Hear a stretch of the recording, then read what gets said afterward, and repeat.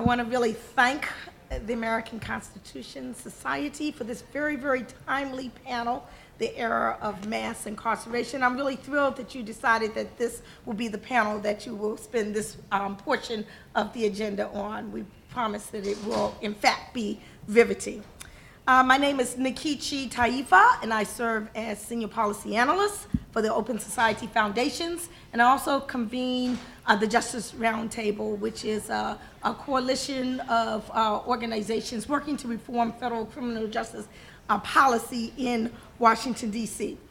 But I just want to start off by saying that if there has ever been a moment when change was on the horizon during this period of mass incarceration, that moment is dawning now. There's never been as much momentum involving different key players focused on this major issue than there is now. Indeed, this weekend marks the 42nd anniversary of the war on drugs. These 42 years have seen the institution of massive numbers of mandatory minimum sentences, 3 strikes laws, sentencing juveniles as adults, etc. But it has also seen the passage of the Second Chance reentry legislation, the Fair Sentencing Act, which reduced the disparity, the infamous powder versus crack disparity, and the legalization of marijuana in several states. These 4 decades has seen disproportionate impacts on communities of color, analogies to the enslavement era, but it has also seen education from the popular media with feature films such as The House I Live In, Broken on All Sides, Snitch, American Violet, just to name a few, shining a spotlight on this issue. The period of mass incarceration has brought conservatives to the table, working alongside progressives toward a common goal. It has seen some reforms, but the statistics remain staggering. The imprisonment of over 2 million people, more than any other country in the world. What are the consequences of mass incarceration for our society? What policies and practices drive these huge and high incarceration rates? Are the constitutional tools at our disposal which can assist in ending the era of mass incarceration? Well, with us this morning to dig into these topics are some of the foremost experts on criminal justice in the nation, from judges, defense attorneys, prosecutors, advocates, filmmakers, and you, the audience. So we're going to proceed as follows. After I introduce our panelists, our format will follow the conversational guided discussion mode, and then we'll have Q&A. So with that, I'm going to begin. How mandatory minimums forced me to send more than 1,000 nonviolent drug offenders to federal prison.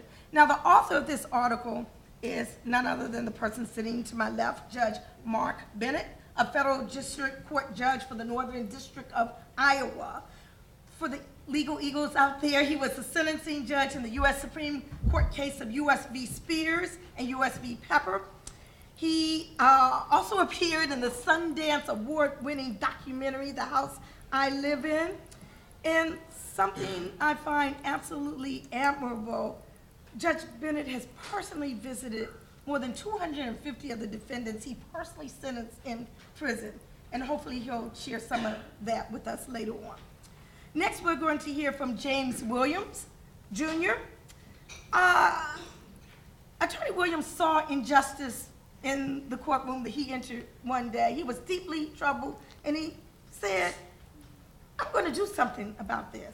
You know, that's the type of mentality we need to have. He is the public defender for Orange and Chatham counties in North Carolina, where he has served for over 20 years. He's a member of the Board of Governors of the North Carolina Advocates for Justice, where he was instrumental in the establishment of his task force on racial and ethnic bias in the criminal justice system, and he serves as its chair. This task force led to the establishment of the North Carolina Commission on Racial Disparities in the Criminal Justice System, and Mr. Williams serves on the commission.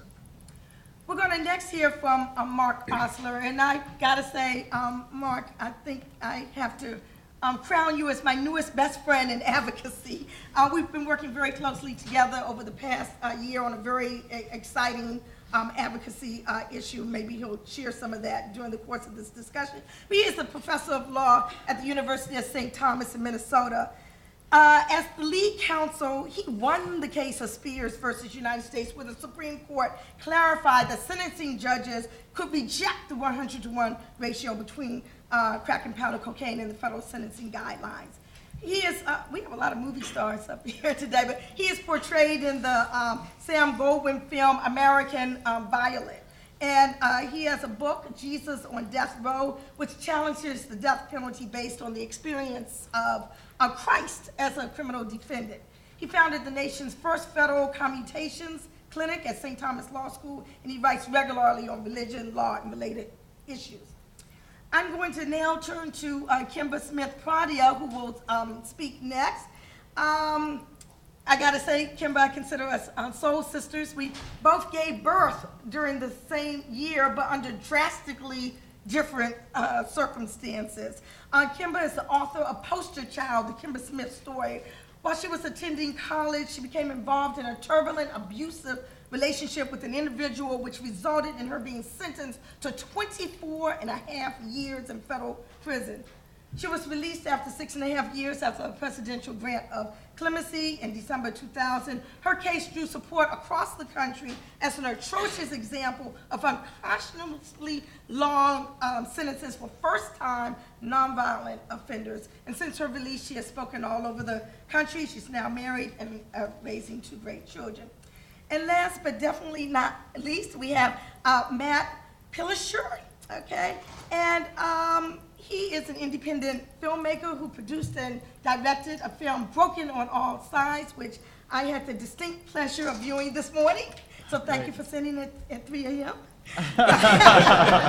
Broken on All Sides, Race, Mass Incarceration, and New Visions for Criminal Justice in the U.S. And it's a new documentary calling for prison reform. He's also an attorney. Matt previously worked as a lawyer for Community Legal Services, and he hopes to continue making movies, especially political films that can contribute to movements for social and economic justice. So with that, I'd like to turn to our judge, Judge Mark Bennett, U.S. District Court for the Northern District of Iowa. And I just want to ask you if you could just reflect for us about the policies that you have encountered at the federal level which have led to mass incarceration. Sure, it really starts with the Sentencing Reform Act of 1984. Before 1984, judges could sentence anywhere from probation to the statutory maximum. There were no sentencing guidelines. In 1984, Congress passed the Sentencing Reform Act, went into effect on November 1st, 1987. We had mandatory guidelines that were very difficult to maneuver through and around until the United States Supreme Court in 2005 decided the Booker decision, and then the Gall decision, which was from Judge Pratt in the Southern District of Iowa, went to the Supreme Court, gave us wide discretion that the guidelines truly were advisory rather than mandatory. So, but a lot of judges are still stuck in the guideline kind of framework. And then we have the problem with mandatory minimums. But let me just tell you a little bit about the Northern District, because I think you'd be surprised. From my chambers, I can see South Dakota and Nebraska. We're right on the Missouri River. Our district stretches from the Missouri all the way to the Mississippi, spans almost 400 miles. It's largely a blue-collar rural district. This is kind of shocking. We have the 6th heaviest criminal caseload per judge in the nation of the 94 districts. The average federal judge last year sentenced 81 defendants. I sentenced 220 in my home district and sentenced another 200 in Arizona, where I sit usually 6 weeks a year. So the numbers are just staggering. The drug of choice in our district is methamphetamine. Methamphetamine, if you looked at the drug docket of federal district court judges across the country, it's 18% of their docket. It's 76% of my docket. You add crack cocaine, it takes it up to 92%. Methamphetamine is next to LSD, which there aren't many cases of. Methamphetamine is a very harshly treated drug in the federal system. You can get a mandatory minimum. As a matter of fact, you get a mandatory minimum with 5 grams of crack cocaine. If you have 50 grams of crack cocaine, that mandatory minimum doubles to 10 years from 5 years. If you have a prior drug conviction, that may be a misdemeanor in state court, where you actually served no time and got probation, your mandatory minimum then doubles to either 10 or 20 years. If you have 2 prior misdemeanor convictions in state court for simple possession of drugs, you can get a mandatory life sentence in federal court under the guidelines. It is incredibly harsh, particularly for methamphetamine. 84% of the defendants last year who were sentenced on methamphetamine were eligible for a mandatory minimum sentence of either 5 or 10 years or the doubling if they have a prior record. So it's incredibly harsh. I want to tell you about a case I sentenced. Well, I've got a bunch of examples because I did 10 meth sentencings this week. But a case I did earlier this year was a woman named Lori Newhouse. She was 31 years old when I sentenced her. When she was 19, she was arrested in a hotel room outside of Des Moines in a suburb with a group of her friends. And she had a very teeny amount of methamphetamine and a few psilocybin mushrooms. It took the state chemistry lab a little while to determine that the mushrooms had psilocybin, so she was charged in 2 separate instruments, what they call a trial information in Iowa. And she was sentenced a couple of days apart by the same judge. She got probation on both, never served a day in jail. Fast forward 11 years later, she's a meth addict. She's what we call a pill smurfer. She would go to Walmart and Kmart and buy pseudoephedrine, and then she'd get together with her friends. They'd pool the pseudoephedrine. One of their friends would make the meth, and then they'd give it to them because they were meth addicts. She didn't sell it to anybody else. She didn't do anything other than get boxes of pills. Under the United States sentencing guidelines, she was a career offender. The career offender guideline starts at 262 months and goes upward. If those 2 state charges had been filed in the same instrument, or the prosecutor, the judge, the court administrator, the defense lawyer had her sentenced on the same day, she wouldn't have been a career offender. Unbelievable. So I wrote a decision. We now have the right to disagree with the guidelines on policy grounds, and I wrote a decision with a substantial disagreement with the guidelines, and I had to give her a 10-year mandatory minimum sentence because even those 2 charges were misdemeanors under state law. The Sentencing Commission, one of the 3 culprits in mass incarceration in federal court, there are 3 culprits: Congress, the Commission, and the courts, the judges, were all culprits in why there's mass incarceration. But the Sentencing Commission has this definition of what's a felony under federal law, and it's even you can be a misdemeanor under state law, but if you're eligible to receive more than a year of a sentence, even though you got probation, that's a felony for purposes of what's called an 851 enhancement and for other purposes, so it can dramatically, and I had a sentencing earlier this week. The defendant, no prior criminal record, life. His guideline range was life. And before Booker, I would have had to have given him a life sentence. But I wound up giving him a 180-month sentence, which is still an incredible sentence. He's only 31 years old. But so the sentences are just incredibly harsh, which means if you look at the Bureau of Prisons population before 1984, if you go back 20 years, the Federal Bureau of Prisons never varied between 30 and 35,000 over that 20-year period. Once the guidelines went into effect and the mandatory minimums started being passed for crime after crime after crime, the Bureau of Prisons population is now 219,000. So it's gone up dramatically in a very short period of time. So the culprits are Congress for passing the mandatory minimums. I actually don't have any animosity towards Congress because I understand that. They need to do that to get elected. You wouldn't expect them to do much else. So I get that. The commission, I don't get. I don't get the Sentencing Commission. Everything they do, with the exception in the crack cocaine, they did a little bit to try and ameliorate the harshness of the 100-to-1 ratio. It never got anywhere. But the commission does almost everything they can to ratchet up these unbelievably, incredibly harsh sentences, and they come up with some ridiculous guidelines. I'll give you an example. There's an enhancement for an obliteration of a serial number on a firearm. I recently sentenced a guy. His crime was he was a felon. He was sitting around a kitchen table, and one of his buddies brought in, he was actually at somebody else's house. It was their kitchen table, and they were passing around a rifle, and he momentarily held it, looked at it, passed it on. There happened to be an informant in the group who was looking at his own criminal problems. He ratted him out. Government prosecuted him for possession of a firearm, even though he momentarily held it just for less than a minute. It had an obliterated serial number on it, which he didn't have time to see.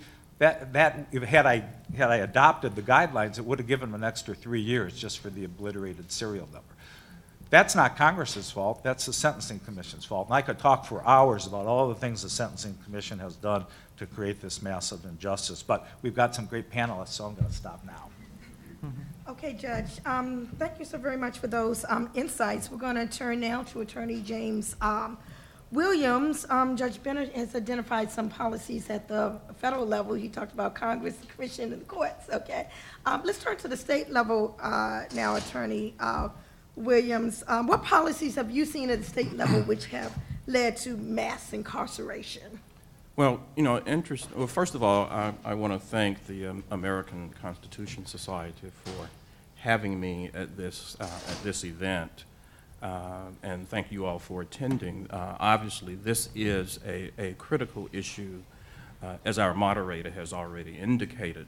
At the state level, interestingly enough, a lot of what's driving things at the federal level, there are similar policies and principles at work at the state level. And I think one of the reasons for that is that a lot of what we see at the federal level was driven by and is driven by certain actions and procedures that took place decades ago as it relates to criminal justice and how we address criminal justice issues within this country. And part of that was this so-called Southern strategy related to an effort to get, more white voters who were Democratic Democratic voters to move over toward the Republican Party, starting primarily in the Nixon era. And the way they went about doing that was appealing to certain code phrases like, being tough on crime and, anti-busing and going after the welfare queens. And of course, we all sort of know, looking back, that really what they were doing was appealing to racial bias. And it worked.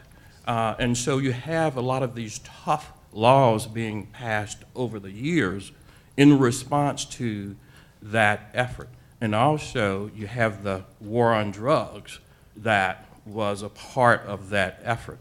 And so as we move forward, we see things like mandatory minimums. We have those in state courts just like we do on the federal level. We see laws like 3 strikes and you're out.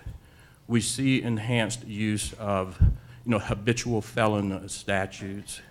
And the so-called truth in sentencing, which basically takes away the ability of the corrections department to say, okay, I think this person is rehabilitated, they're safe to be released into society, but because of truth in sentencing, they have to stay there for the entire period of time of their sentence. So it's a combination of those types of factors that has led to this sort of mushrooming of the prison population in the United States. And it's hard to overstate what has occurred over the past 30 or 40 years. I mean, just think about it, and I'm sure you all know the data, but you think about it, as many people are in prison today in this country as were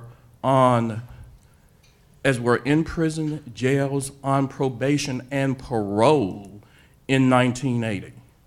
We have more people in prison for drug offenses today than were in prison for all purposes in 1980. I mean, it's hard to overstate the magnitude of what has occurred over these years. And the brunt of this explosion has fallen upon people of color, primarily African Americans, particularly African American men. I think it is a tremendous, it is a moral crisis that we have not responded to sufficiently. And part of what drives it is this sort of political connection. You know, in North Carolina, I don't know about, I mean, I guess in some other states too. I mean, our judges are primarily elected officers. You have prosecutors who are elected. You have legislators who are elected. And it's this fear. And a lot of what drives crime policy is this fear mongering. It's unabashed and there's no shame, and it's not based upon data. It's not based upon any sort, it's not evidence driven. It's just a raw, an appeal to raw emotion. And here again, it's been totally successful. And so, so what you have, you know, is policy, criminal justice policy being made based upon those types of sort of emotions and gut instincts and this desire to maintain yourself in office, as opposed to looking at policies that actually work. Because if they looked at policies that actually worked, first of all, it's clear that we are imprisoning far too many people in this country. In fact, the top cop in the country, the Attorney General, Eric Holder, recently said, and I just love this quote. I mean, he was probably at a friendly audience when he said it. But he said, we are imprisoning too many people for far too long in too many prisons for no good law enforcement reason. I could not have said it better. I mean, that is the problem. Well, but it's that in addition to, and he did acknowledge this too, the people that we are going after disproportionately are people of color. And you ask yourself, why is that? And there are a number of reasons, I think, that can account for that. Part of it is, as I think David Cole, who is a speaker, I think he may be speaking right now, a renowned professor. And one way of looking at it is this empathy gap. We don't really care. There's a category of people who we're able to sort of throw away and cast aside, and we don't care about. It's this lack of compassion. What else accounts for the fact that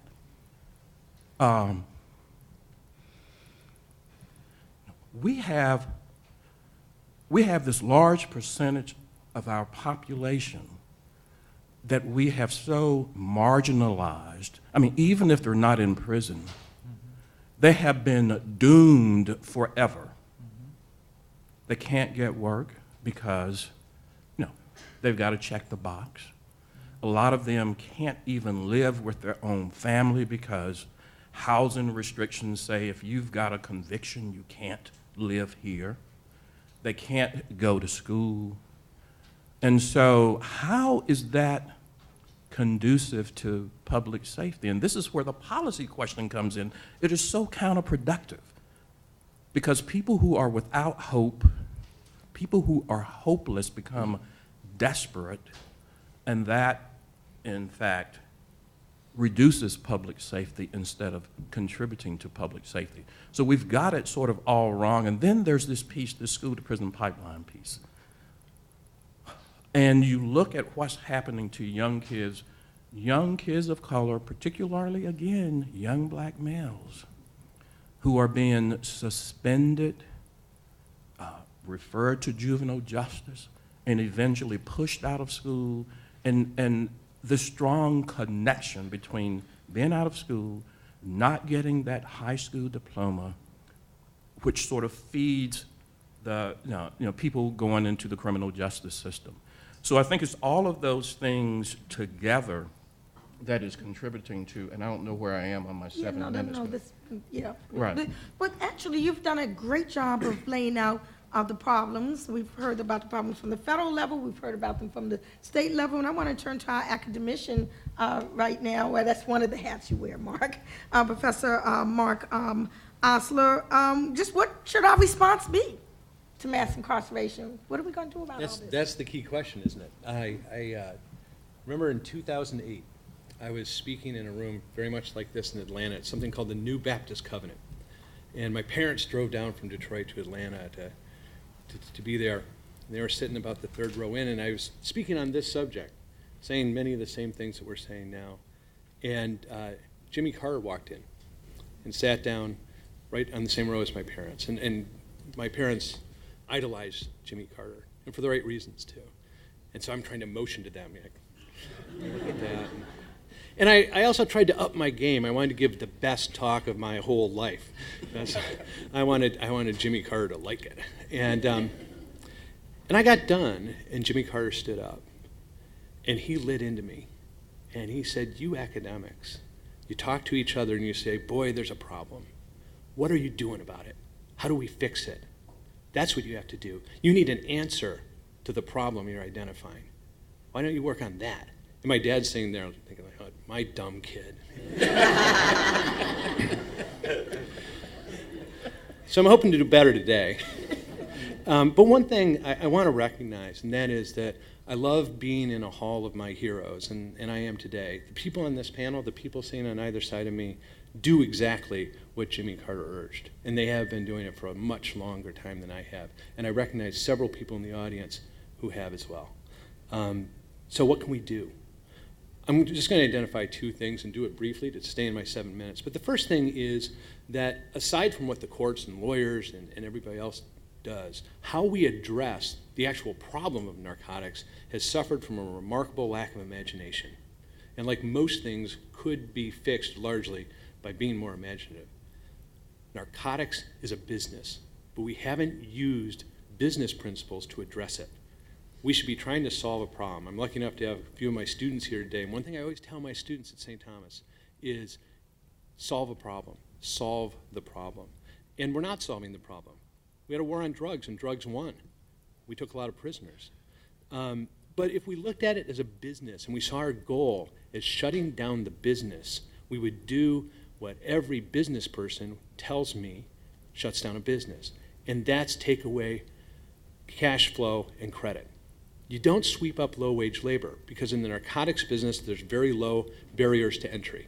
That if we pluck somebody out, there's going to be somebody else to take their place, because there's almost no barriers to entering that field. And that's largely what led to the spread of drugs like meth, drugs like crack, is because it's so easy to get in there. It's forces of capitalism that has driven it. But we haven't used the tools of capitalism to fix it. We need to stop focusing on locking people up, pretending that arresting the greeter at Walmart is going to shut down the Walmart, and instead focus on the money. If there's a profit margin that someone who's pill form meth, for example, is bringing it into Judge Bennett's district, if we can grab enough money that we exceed that profit margin, the business fails. We're not putting that street level seller in prison. He's just losing that job, and I'm okay with that. We haven't tried that. We do a lot of forfeitures, but we grab assets, and that's something different.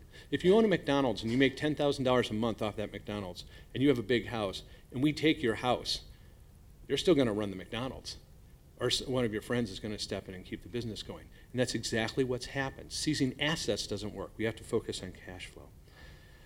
The second thing that I want to touch on is a project that Nikichi mentioned at the start, and that is the President of the United States needs to start fixing this problem through the clemency power. It is an important constitutional power. As a con law professor, he should be well aware of what the duty is to use those tools, that there's a reason for it, that in Federalist 74, Alexander Hamilton emphasized the need for clemency and mercy to fix problems like exactly the ones that we see today. And that is a deep and important message. A lot of times the audiences I speak to are Christian audiences. And a remarkable thing about the power of clemency is that a lot of times one of the things I get from Christian audiences is, well, our form of government is based on the Ten Commandments and things like that. And it's so wrong. The first commandment is have no other gods before me. And the First Amendment says, no, you don't. You can have whatever God you want. But mercy, that fits both. If you're a Christian and you're looking for something in the Constitution to run with, have it be mercy, because that's there. It's actually there, and it's there for a reason. Just from whether you're progressive, you're a conservative, you don't want the government spending money for negative purposes. One of the things that we've established is that there's over 5,000 people who are still serving time under 100 to 1 under mandatory minimums because they didn't get retroactivity from Congress. Commute those sentences, right-size them. What's the cost? Well, let's take a really conservative cost per day of $40, and you've got 5,000 people. We're talking $200,000 a day. That adds up pretty quickly. Every 5 days, we're spending $1 million to incarcerate people who all three branches of government have agreed are serving time under an unprincipled sentencing law. Why is that happening? And the president should fix that, and that's what we're urging. And join us in that. President Ford did this with draft evaders in 1974. Most people don't know that. You think of Jimmy Carter and the amnesty that he gave to people who left the country and so forth. But President Ford impaneled a special commission outside of DOJ. It's a great thing that no one remembers it, because that tells you it wasn't controversial.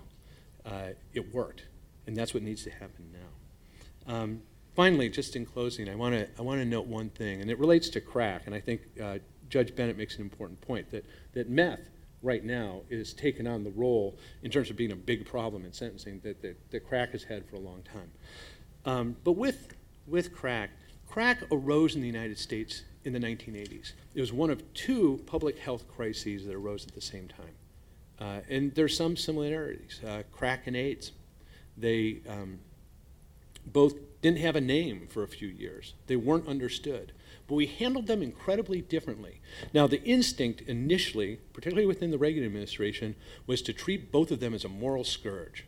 That drugs should, people who use drugs are morally deficient, and so they deserve what they get. And gay men who have promiscuous sex are getting AIDS, and that's their own doing. But something happened where, at least as to AIDS, they did the right thing. And they hired medical experts. And those medical experts who understand viruses and bacteria and the things that were causing that public health crisis went to work. And they turned it into a chronic, treatable disease. It's a remarkable thing. And we did that instead of treating it just as a moral scourge. But we didn't do that with crack. We didn't look at it for what it is. AIDS is a disease. Crack is a business. We didn't have a business person address it and apply those things. Instead, to this day, we treat it as a moral scourge, and we're all paying the price for that. Thank you. Really, food for thought. We're going to turn now to the young lady on this panel, and I want you to just take a look at her. And I ask you, is this the face of a criminal? I'm telling you. She is the face of mass incarceration, though. Mass incarceration doesn't look like what you might think it looks like. It looks like Kimber Smith. She's the author of Poster Child. Kimber, can you let us know what your experience has been in advocating against mass incarceration since the commutation of your sentence? I think it was about 13 years ago. What was it? Talk to us. Yes, I'm just going to delve right into this. My husband and I, he's sitting in the back. I thank him for his support and being here, but we just returned from Jamaica late last night. So ultimately, you do need vacations in doing this type of work, but ultimately, I'm looking at you all and everyone that I'm on the panel here with. I consider heroes. I want to thank ACS and Kanya Bennett for allowing me to be a part of this panel. And Nikichi, we've been working for such a long time on these issues, but even as I was sitting, waiting for the panel to begin, Ted Shaw walked in the room, And he was actually the lawyer with the NAAC Legal Defense Fund that was with me when I was waiting for the word from the president of whether or not I had received executive clemency or not.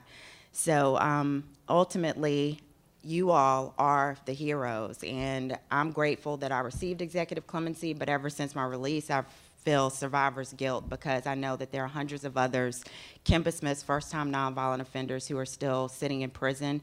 To Michelle West, she's from Michigan. Any of you all interested in taking on a Michigan case, I'll be more than happy to give you her information. Danielle Metz from Louisiana. They both have served over 18 years in federal prison, first-time nonviolent drug offenders who have a life sentence. And it's unfair that they haven't been granted the opportunity to come home with their children and witness certain lifelong memories. But my experience, I was a first-time nonviolent drug offender, sentenced to 24 and a half years in federal prison. I do not condone the choices or the actions. I know some people get stuck up in the judgmental aspect of, you know, why did a person do that anyway? And, oh, well, you knew what you were doing and you deserve what you get. But ultimately, as a first-time nonviolent drug offender, the government said I never handled, used, or sold any of the drugs that were involved. They held me accountable for 255 keys of crack cocaine. I was also in an abusive relationship with the drug dealer that I was involved with at the time. But one of the things that is very important to me in having received executive clemency, and I tell people, be careful what you pray for, because while I was incarcerated, I asked God to allow me to be a voice on this particular issue so I could teach others and prevent them from going down the same road. And ultimately, after those prison doors open, I've been on the public speaking circuit talking to students, high school students, middle school, college students across the country about this particular issue. But also, too, I want to thank, you know, people like Nikichi and other people, Deborah Smalls, that have been in the movement for such a long time that helped me put on the advocacy hat and to empower myself to speak out, because I do have a very important voice as a person that's been affected. I turned myself in 7 months pregnant, as Nikichi mentioned before. I'm thankful for my parents because they stood by me 110% when they didn't necessarily have to. They are the true heroes in the story. But after turning myself in to the authorities, my prosecutor had told my attorney, who was friends with him at the time, because my parents thought it was about who you knew and that it would work to my advantage. The prosecutor said if I turned myself in, he would allow me a bond to give birth to my son. He reneged on that promise. And then he also said that if I pled guilty, that I would only receive 24 months in federal prison. And he reneged on that promise as well, prosecutorial misconduct. Ultimately, in the end, when I was going through trying to file, while the NAACP Legal Defense Fund was trying to go through filing motion after motion, 2255s, so that that attorney that I had could testify regarding his ineffective assistance of counsel, unfortunately, the Eastern District Court in North Virginia wouldn't allow that to happen. But let me back up a little bit more. So when I turned myself in, I ended up giving birth to my son while I was incarcerated. 5 minutes after I gave birth to my son, the U.S. Marshals came into the hospital room and said that my leg had to be handcuffed and shackled to the bed at all times while I was there. I had to have 2 correctional officers guarding me. My parents had to leave the room. Fortunately, the woman who was head of the hospital at the time came into the room and had enough gall to speak up to the marshals and say, this is my hospital, I'm going to run it the way that I want to, and she allowed my parents to stay next door. Had that not happened, my son would have automatically gone into the social service system and there wouldn't have been anybody to physically take custody of him. My parents took on a huge role in the advocacy part while I was incarcerated. Once Emerge magazine, which was a Black News America magazine, decided that they were going to put my face on the front cover and talk about this issue of mandatory sentencing and crack versus powder cocaine. That's when the NAACP took on my case pro bono, so very grateful for that. But the reason why they did that wasn't because they felt sorry for poor little Kimba Smith or that I didn't have the face of a person that looked like they were incarcerated. The fastest growing population within prison at the time were Black women, and they had hoped that my case would set a precedent for some of the other first-time nonviolent drug offenders who were incarcerated. Unfortunately, my only source of relief was through executive clemency. Also, too, during my sentencing hearing, there was expert testimony from a domestic violence expert. My 86-year-old judge at the time was sleeping. There were witnesses in the courtroom that saw him sleeping during that testimony. So there was the opportunity for me to receive a 5K reduction of sentence, but that didn't happen.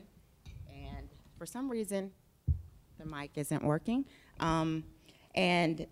Ultimately, I did receive executive clemency in December of 2000.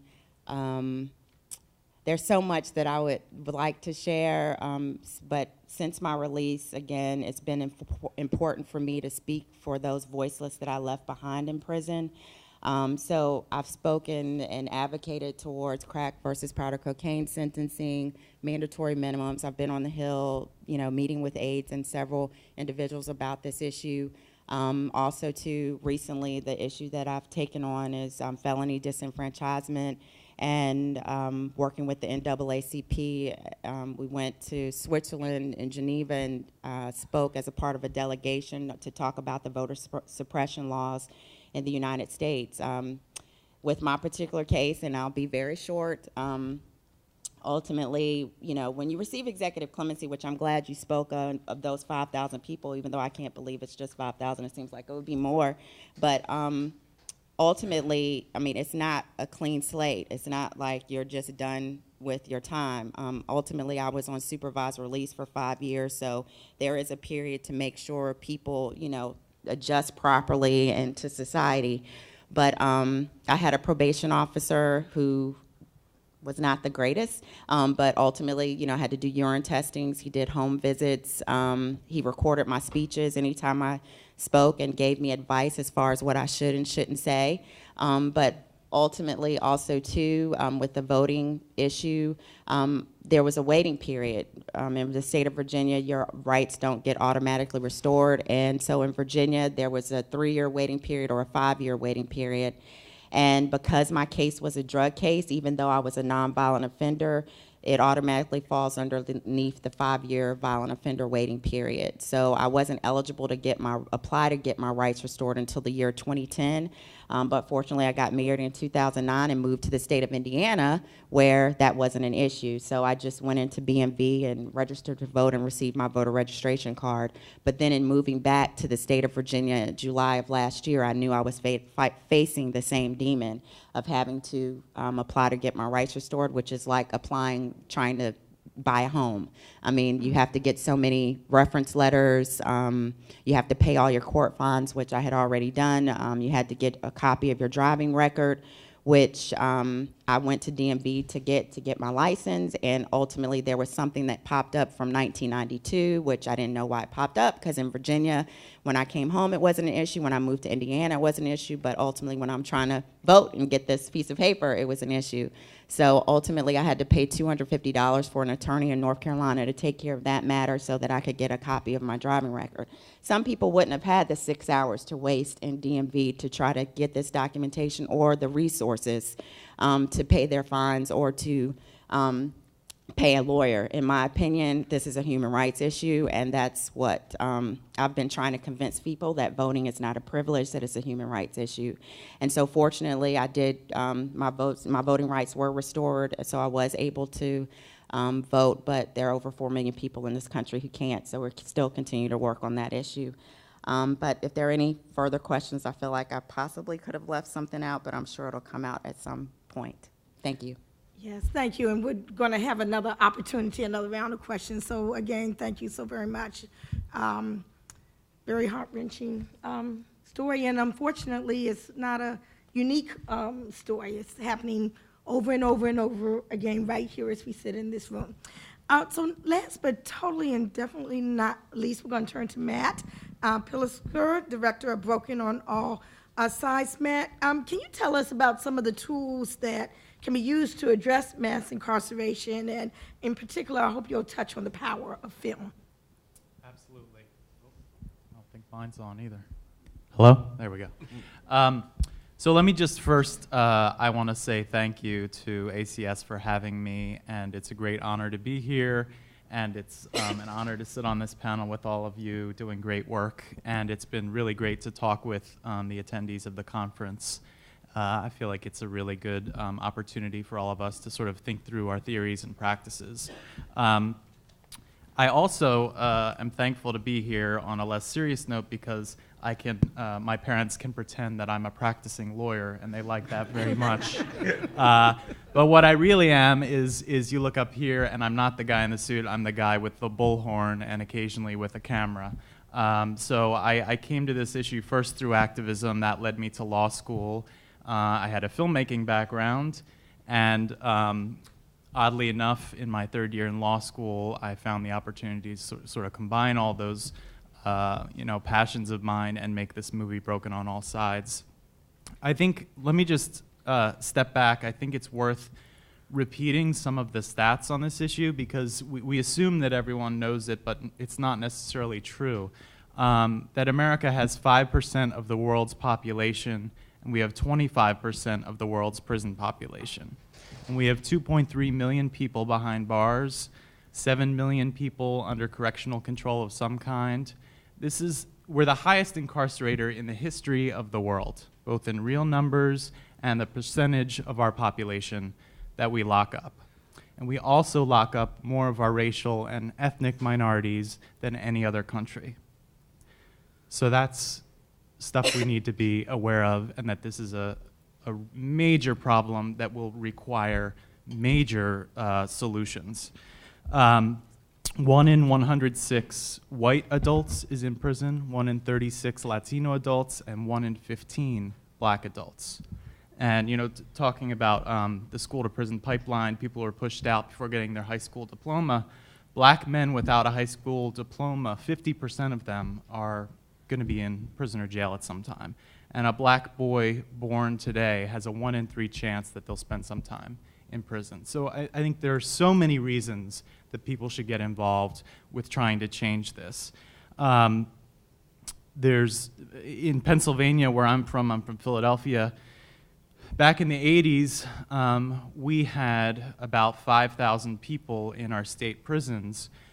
We now have 50,000, and we have 5,000 that are in prison for life without parole. So we have the same amount that are in for life without parole, and in Pennsylvania, life means life. You're dying in prison. We have the same amount now, life, that we did as the whole population of the state back in the early 80s. So, and then I think the other thing is people often don't talk about mass incarceration in the context of what happens when someone comes out of prison. And Kemba addressed this briefly, but there is a serious imprisonment even when you come out in the second-class citizenship status. And by law, people are allowed to discriminate on almost every aspect of citizenship. Voting rights, jury duty. In a lot of states, it's perfectly legal for an employer to discriminate or a landlord to discriminate based on a criminal record, no matter how old it is. And public housing is encouraged to discriminate against you. In some cases, it's mandatory that you will be discriminated against for the rest of your life. So this system of mass incarceration is not just about the people in prison, but what happens and how do we set people up to fail or succeed once they come out. All of this has led me to the conclusion that law is a large part of the problem, that law alone can't fix it, that society's structure and economic inequality is a big part of the problem, and for those reasons, we need a massive social activist movement on the scale of the civil rights movement, on the scale of any movement that it's taken to create great change in this country to end mass incarceration and what I see as a new form of racial caste in America. So how do we build a social movement? That's not easy. How do you get a mass movement that is people in the streets, people in schools, in workplaces, in the courts, everywhere? I think that a big part of the problem is the dehumanization of people who we label criminal or people who we think of as criminal. So I think before we're going to have a mass movement, we need to be humanizing the people who are behind bars, the people, Kemba, seeing the face of mass incarceration. These are people like you and me. And in some cases, they are locked up for the same behavior we are doing, but because either the color of our skin or the social status we have or where we live, law enforcement is not targeting us. So I think there's a moral imperative, and we need to be humanizing people. And when people see that we are locking up, the greatest amount of our population in cages, these are humans like you and me, I think people will see that it's something they need to get involved with to change. And it's affecting more and more people. I mean, more and more people have family and friends in prison, and so I think they're trying to get more involved. So there's not a social movement right now, and I think we can have a whole session on how do social movements form and start. And I'm happy to talk some about that. But there is the beginnings, the rumblings, I think, of a movement. And I agree with Nikichi when she said that there now is the greatest possibility for change than ever before. So I really looked at the problem of how do you humanize people. And I was working on a lawsuit with a civil rights firm in Philadelphia that was suing the prisons in the city for severe overcrowding in the jail system in Philly. And I saw the need for educating the public just on that issue, and I started making a short film to be shown around Philly to help that. And that's what turned into, after 2.5 years, the movie I made, which uses Philadelphia as an example of a nationwide problem, the history of mass incarceration, some of what James talked about, the Southern strategy, all the racial dynamics to it, and how we got to this point. And I finished it a little over a year ago, and I've been touring it around the country full time. I stopped practicing. This is what I'm doing now. And I see, film as a really powerful tool to raise awareness. And I think that so much of what people think they know about the criminal justice system is wrong. And media and popular culture has a lot to do with that. They enforce a lot of racial stereotypes that are untrue, that then drive our decisions, that drive law enforcement and court decisions.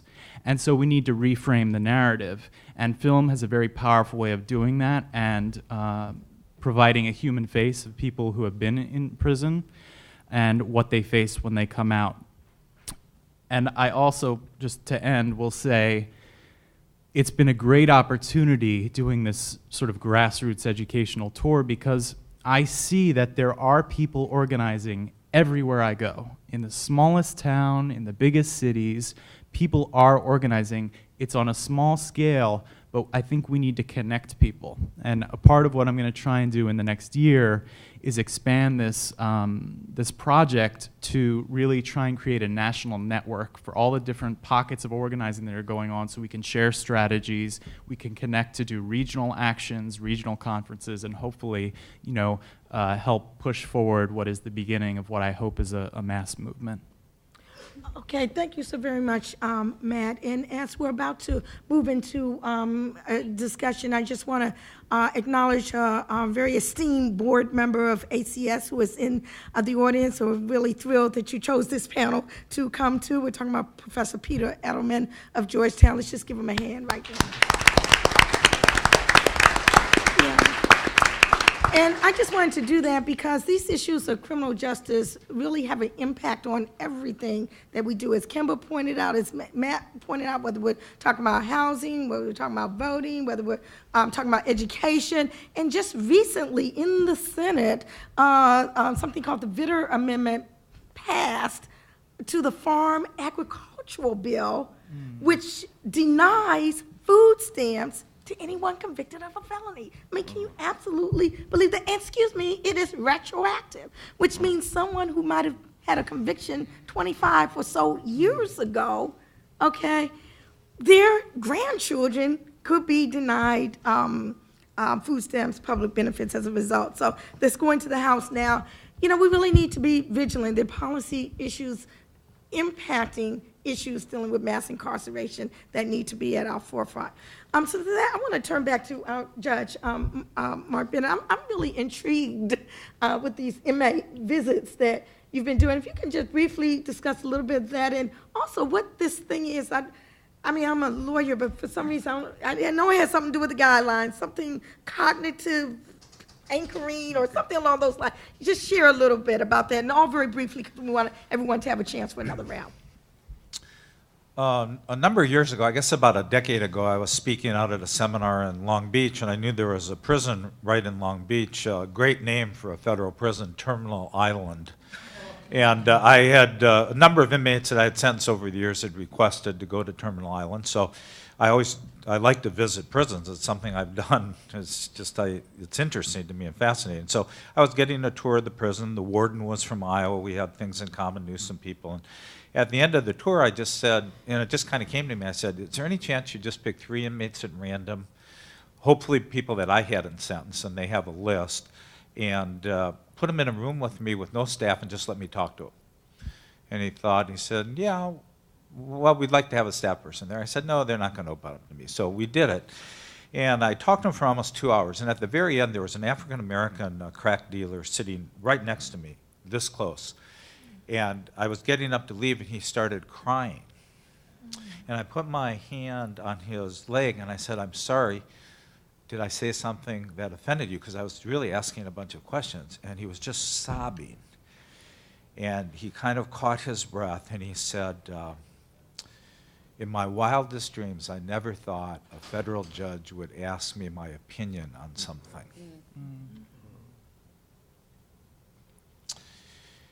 And it really touched me very deeply. And so on the flight home, that's all I thought about. And shortly after that, I got a letter from our closest federal prison. They had a new warden. They wanted me to come visit, so I did.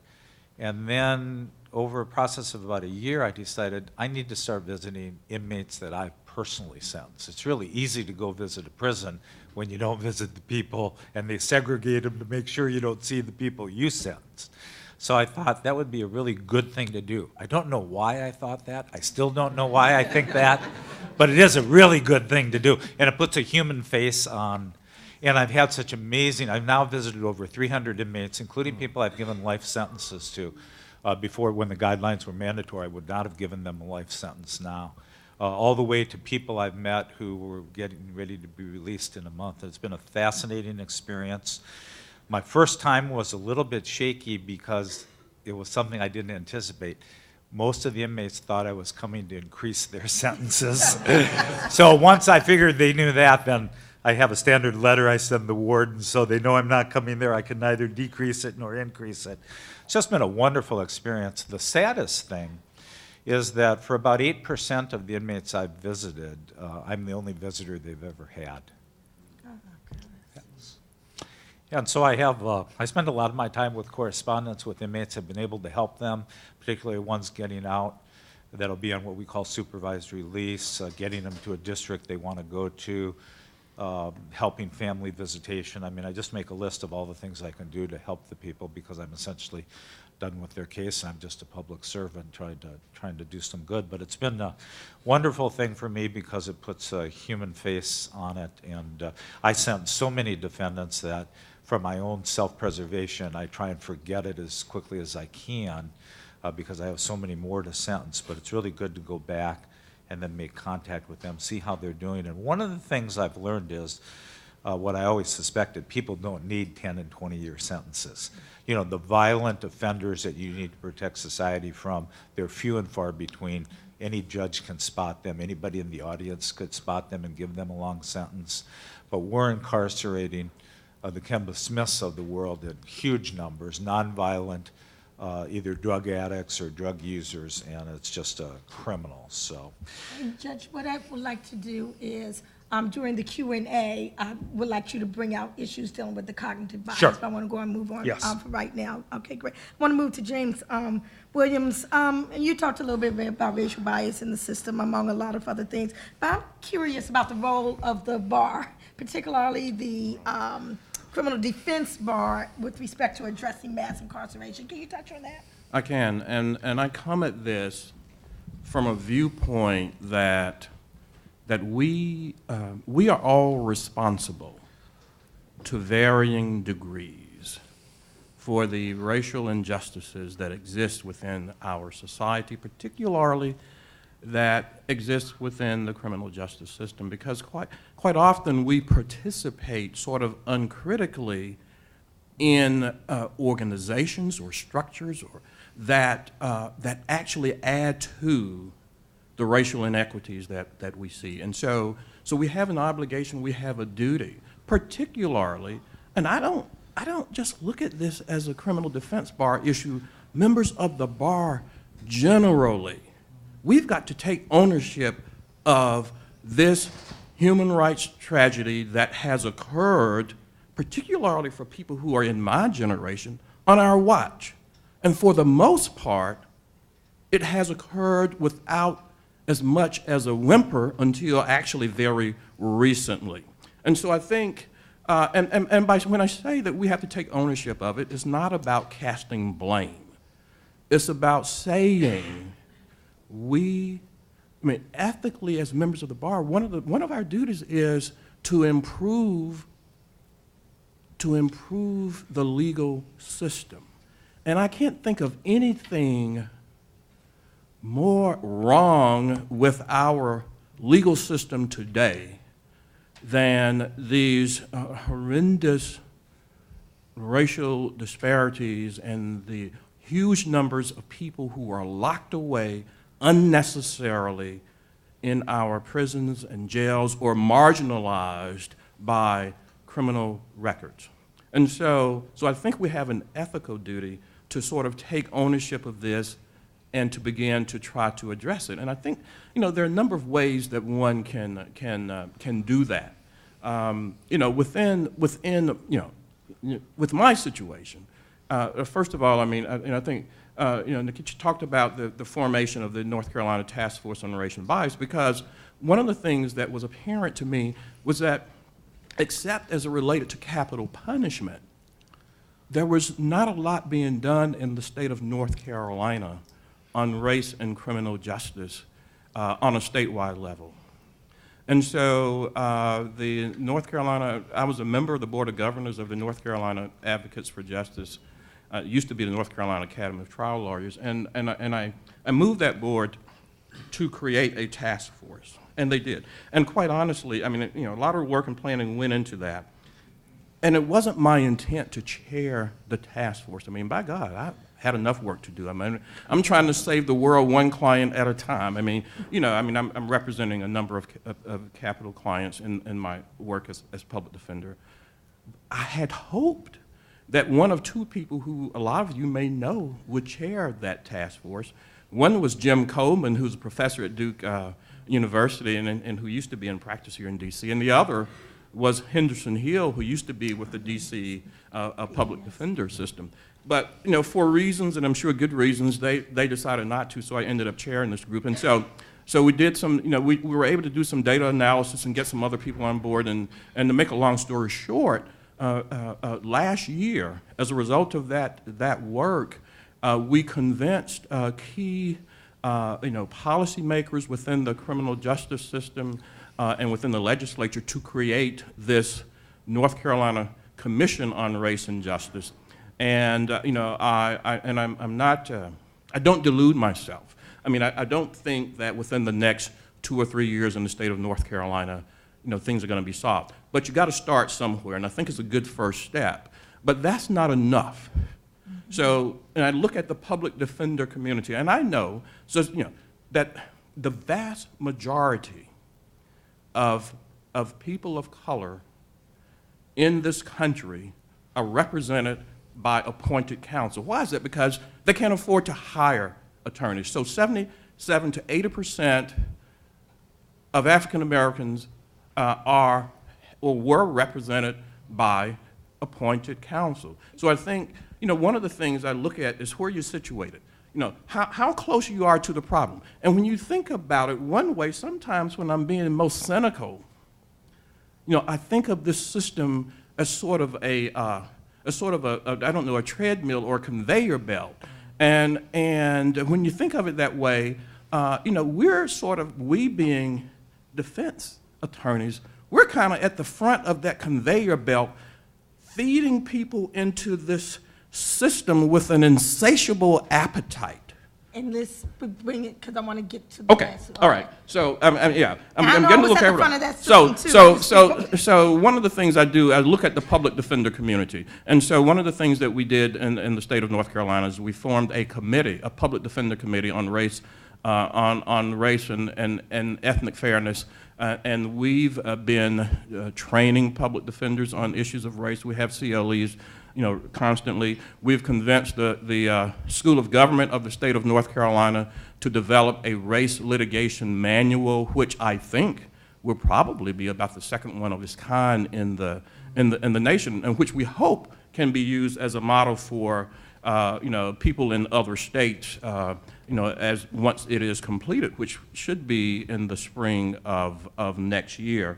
And those are some of the things that we're working on. Okay. That's good. I want to get to our last several panelists because I really want to have time to open it up to the audience. So get your questions together, folk, okay? But let me turn to Mark Osler right now. I know I worked very much on the reentry legislation, which became known as the Second Chance Act. It would not have happened without bipartisan support. I worked very assiduously on the Fair Sentencing Act.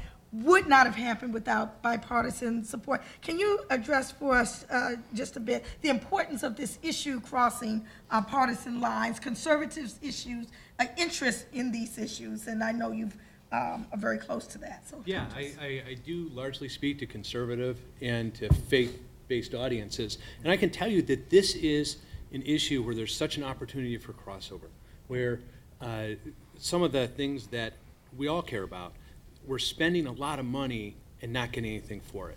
And that matters to everybody.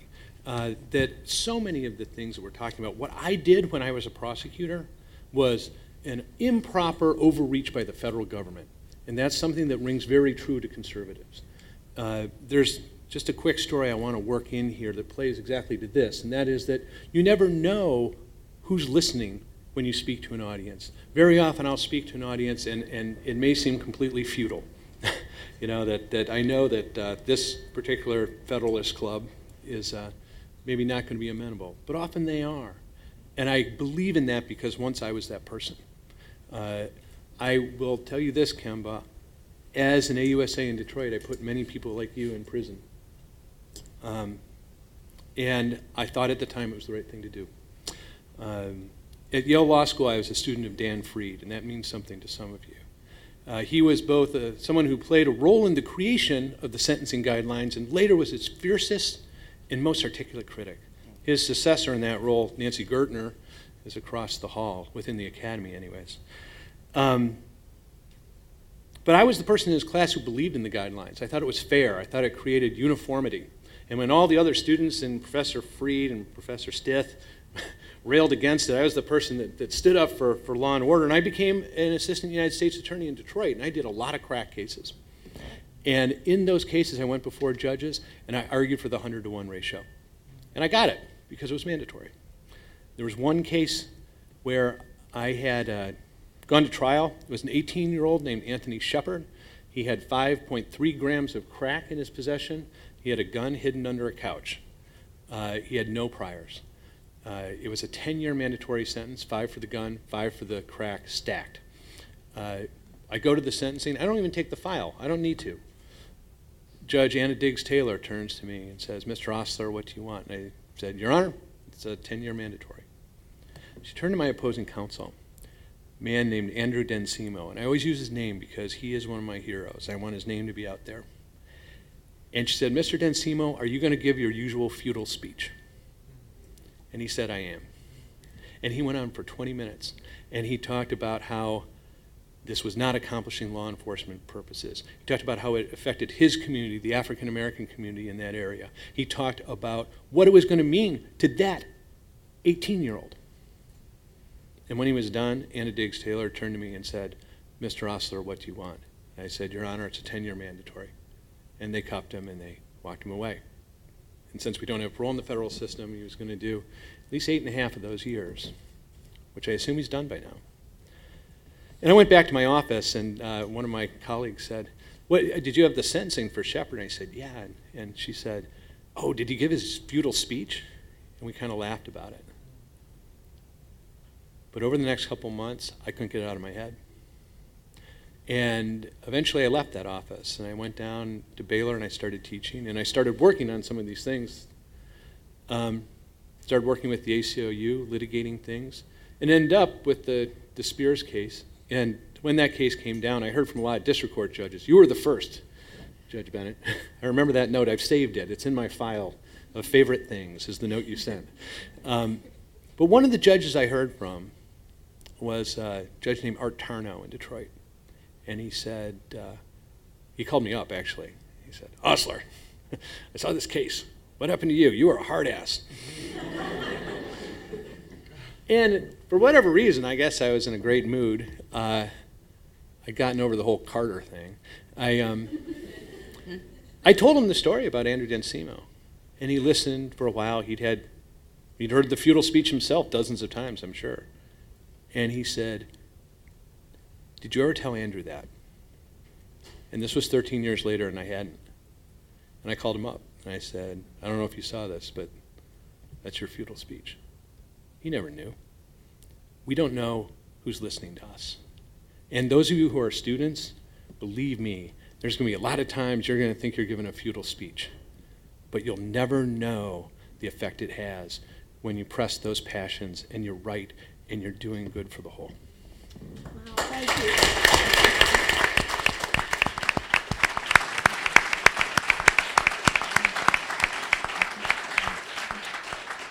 Thank you so much. You never know who's listening. Wow.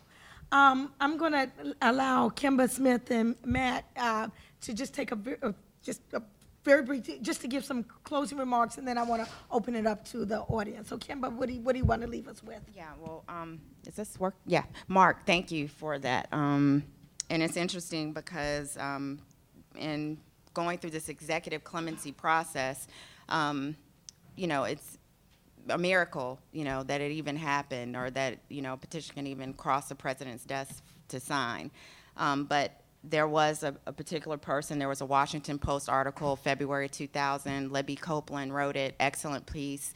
But there was a woman who read it, and her husband, Mike Galachik, he was connected with the U.S. Sentencing Commission.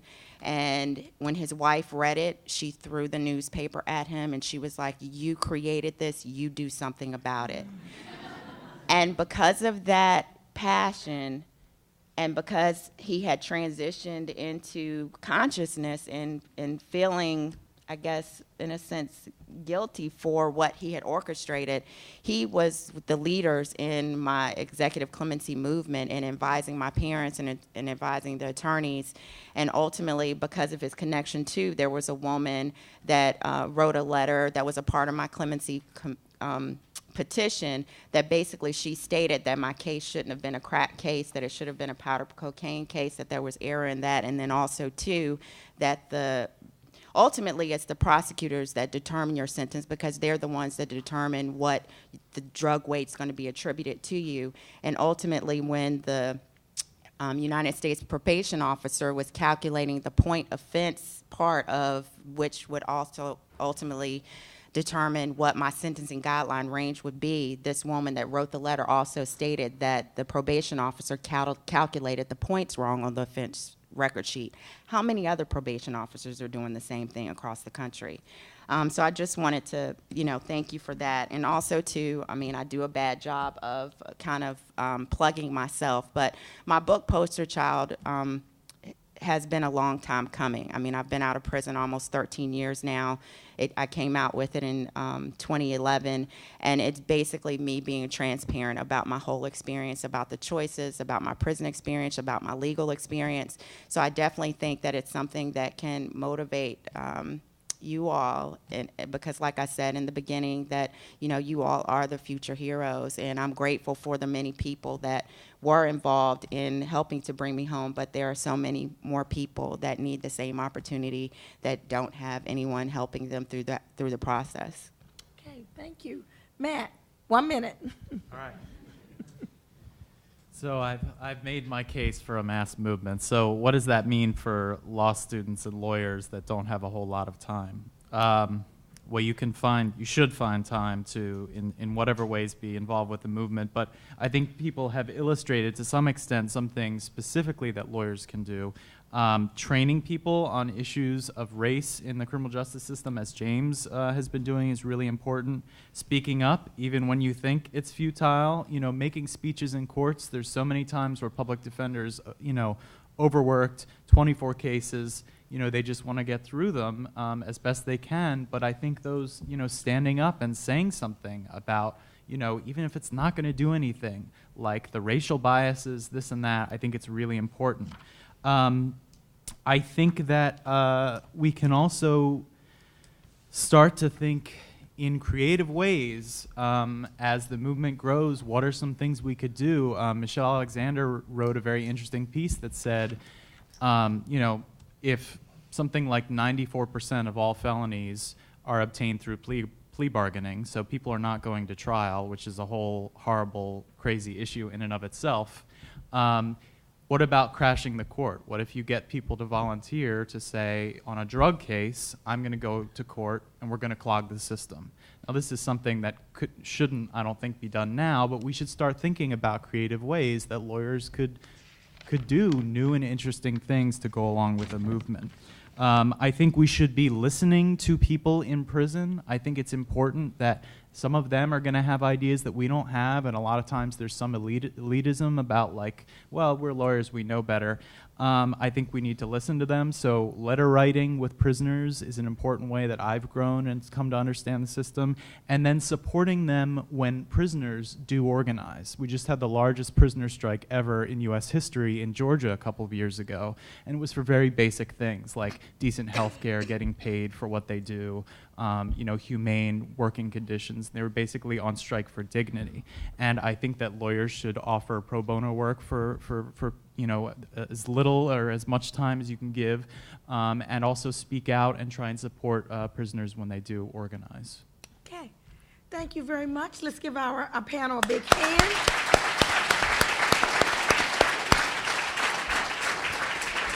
And now it's your time. Let me know if you want to speak and wait for the microphone to come. We have a question down here in the front, and make sure your questions are short and actual questions. And please identify yourself with your name and who you're representing or school or whatever. I'm Jean Zaharia-Shevitz. I'm with the Public Justice Center in Baltimore. So what you said about Attorney General Holder, his comments, we have too many people in jail. So there seems to be some recognition that there's a problem. But then I was a clerk for a federal district judge. Why are then our AUSAs bringing the case with the guy who held a gun for 2 minutes?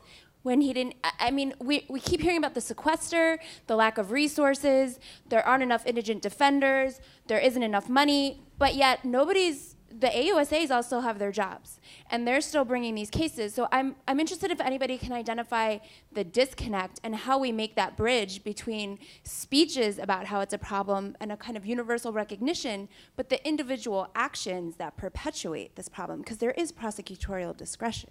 Okay, excellent question. Who would like to address that, Professor? Well, I've been in that position of being an AUSA, and there's one part of the dynamic that I think is important, and that is, a lot of times you're 27 years old. You're fresh out of law school. You maybe had one other job before that, been a clerk. You've got an agent who comes in who's got 20 years on the job, who has the gravitas and says, this guy was important. It's very hard to say no to that. And part of what we're failing to do is to train our prosecutors to say no to that and to incentivize, instead of the number of cases and the number of convictions, incentivize solving a problem. You know what? If you pluck that one guy out who held a gun for 2 minutes, you're not solving the gun problem. Instead, have the matrix for success be, are there fewer guns? And then reward them. Great. Can I? Yes, and that's the microphone is, well, no, I'll have you go to where you want to go. That's even better. Okay. It's real quick, because I went back to court to try to get off of probation early, and the prosecutor was, still arguing some of the same stuff, and the old agents from my case were there saying little things to me too. But ultimately, when we left, I saw my dad talking to the prosecutor because I went to go get the car, and I was just like, why is he talking to him? But ultimately, he pulled my dad aside, and he just basically said, you know, I was just doing a job, and I have a daughter, and, you know, I really wish the best for your daughter and your family. But I think, you know, a lot of it has to do with just ambition and careers and just wanting to get as much as they can get done to have on their belt, a niche on their belt. I just wanted to follow up on that. I think a lot of it is empire building. When I started in '94, there were 7 assistant U.S. attorneys in our district. There's now 28. Same number of judges, 2 of us. It hasn't changed. And so, you know, they have to bring more cases to get more people, and so they just bring more and more cases. They pick a lot of the low-hanging fruit because they're easy. We have one assistant. All he does is go through state prison criminal records and find people who had weapons involved in their state court offense, and then they indict them on 924C charges in federal court. Talk about the lowest of the low-hanging fruit. And you know, there's no double jeopardy problem, and that's his caseload, is trolling prisons to find cases he can bring in federal court. They're all laid down. They've already pled guilty in state court. There's no defense. So why would a U.S. attorney allow that to happen? I don't know.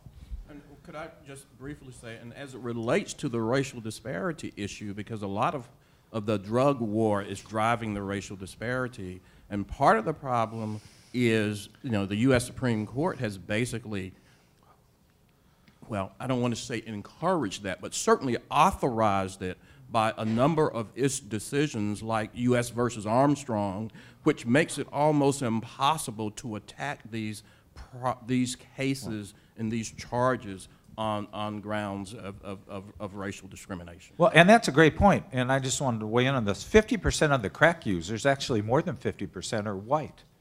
I've never had a white crack defendant, because you can go into African-American neighborhoods in every small major city in Iowa and find where the crack gets distributed, and it's all African-Americans. The whites are out using it in the suburbs, and it's so much harder to make the case. So there's tremendous disparity in terms of who gets arrested.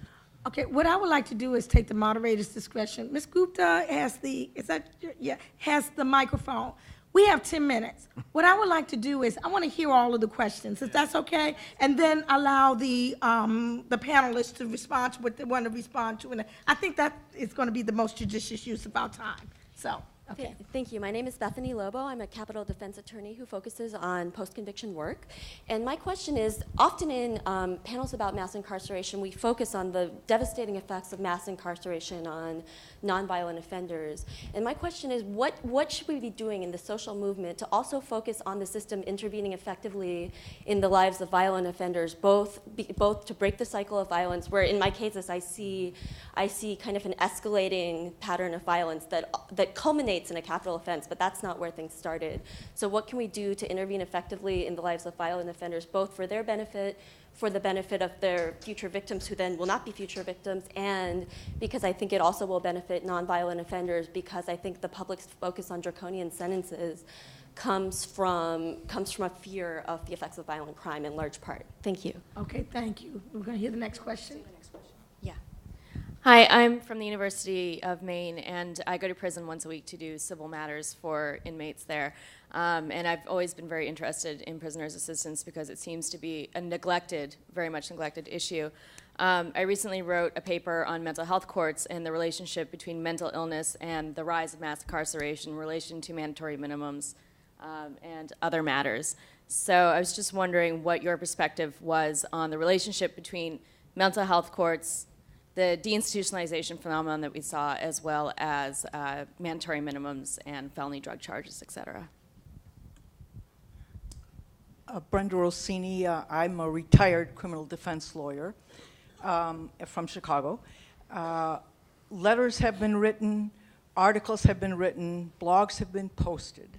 So why hasn't President Obama, ostensibly left-leaning sort of liberal, extended that pardon power that he's been given and use what I would have told a jury, asked a jury once upon a time for a benighted defendant, extend Rahmunis, that's predating the Christian mercy. So why doesn't President Obama use the pardon power? He's used it far less, I believe, than any other president before him.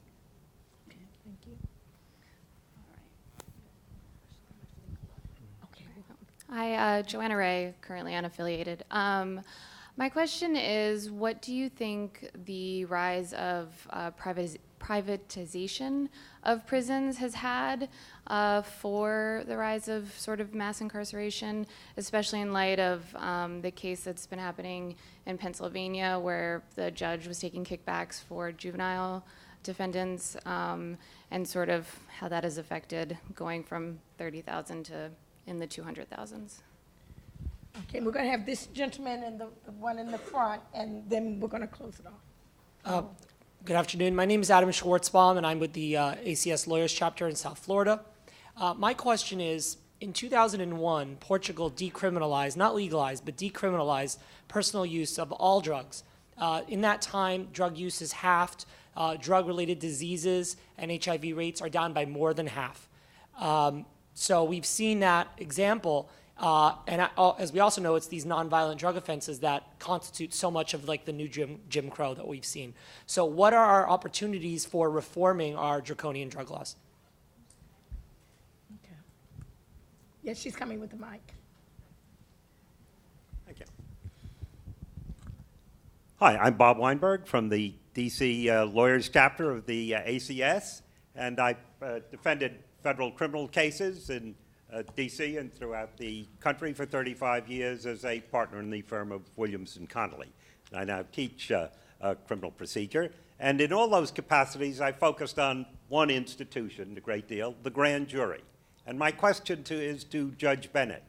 I feel I'm a like-minded soul with Judge Bennett because I read in his bio that he wrote an article in The Nation about mass incarceration a year or two ago. Well, about 25 years before that, I wrote for my law school contemporary, Victor Navasky, then publisher of The Nation, an article on the then just passed Comprehensive Crime Control Act of 1984, which created the Sentencing Commission and imposed all sorts of punitive provisions and predicted to Nation readers that this was going to have a risk of terrible increase in the rate of incarceration.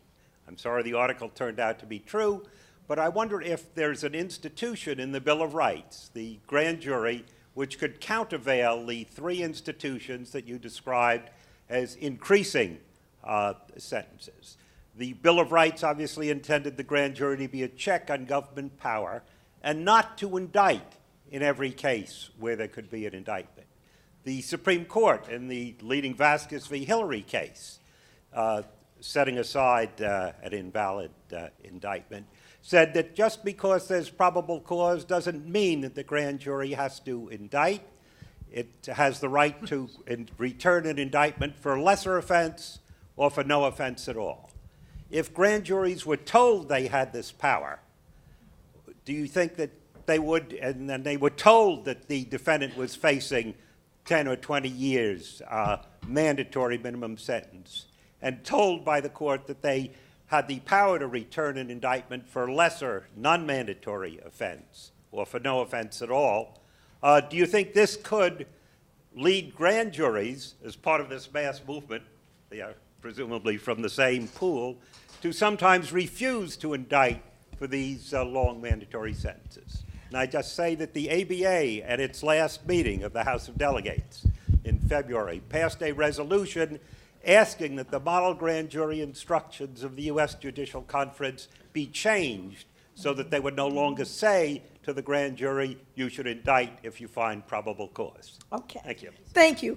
3 minutes ago, I was told we had 5 minutes. I know everyone here took notes on which question you want to answer. You have less than 1 minute to choose what you want to respond to. And I think there'll be some few minutes afterwards, after we formally close, I think. Okay, who wants to start? Come on, Mark Osler. Okay, I'll take the last This is question. called speed round. answering. Okay, the best thing you could do for criminal defense in the United States is get rid of the grand jury altogether. It's a tool of the government. When I was in AUSA, it was so easy to get an indictment, or there were 25 no true bills out of several thousand that were presented at that time, and it's just an easy tool for the government to get what in civil law we consider discovery. Originally, when the grand jury was created, it had the power of presentment and vindication. It actually was possible for the grand jury to come back and say, this person is not guilty. Now, presentment and vindication were taken out of the grand jury's powers by rule changes that were promoted by prosecutors. I think it's highly unlikely that we're going to get the change that you suggest, although I think it would be appropriate and right. I think the more likely thing is would be speed answering. Who's done. next? Matt. Okay. Yes, I'm for the decriminalization of drugs. Treating them like a public health issue would be a huge part of the solution. And then let me just say, why does the ADA, the district attorneys and the prosecutors, bring cases that they know they shouldn't? Mass incarceration is a massive jobs program. It's a jobs program for the people who are guards, who cage they are largely white guards in rural areas who cage people from black urban areas that don't have jobs either. And then on top of that, lawyers, prosecutors, judges are also a part of this massive jobs program. Speed answering. Speed answer to the violent offenders, and the fact of the matter is that we lock away even people charged with violent or convicted of violent offenses too long. If you look at what other industrialized nations do to that category of people and what we do, it is just too many people going to prison for too long for those offenses. What needs to be done on the front end is more investment in those communities that most need the services to help prevent young people from going astray, like in education and jobs and those types of things. Justice reinvestment was supposed to do that, but that money is not being reinvested. So talk to your congresspeople. All right, speed answering.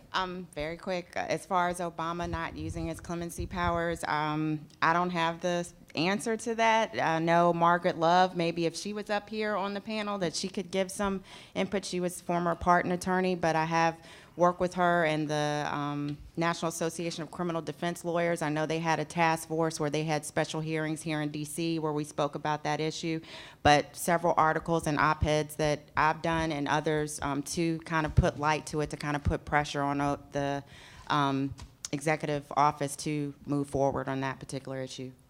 Speed answering. Grand jury, I agree with Mark, it ought to be abolished. It provides absolutely no protection for a defendant.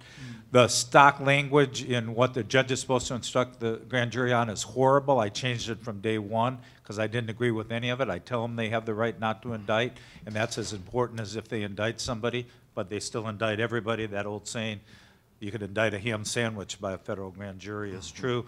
Just one last point. Tough on crime. Yeah, the public is tough on crime, except when they're in an actual case, because for 19 years after every criminal trial, when the jury has found the defendant guilty, I ask them to write down, after they don't even know what's coming, they've already reached their verdict.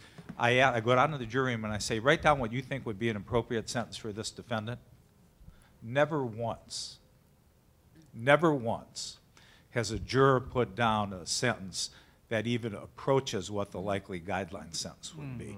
And I live in one of the most conservative parts of the United States. The 2 counties north of where I live, where we draw jurors from, 18% of the people voted for President Obama in the last election. Wow. I really want to thank the ACS and Kanya Bennett for putting together such a stellar panel.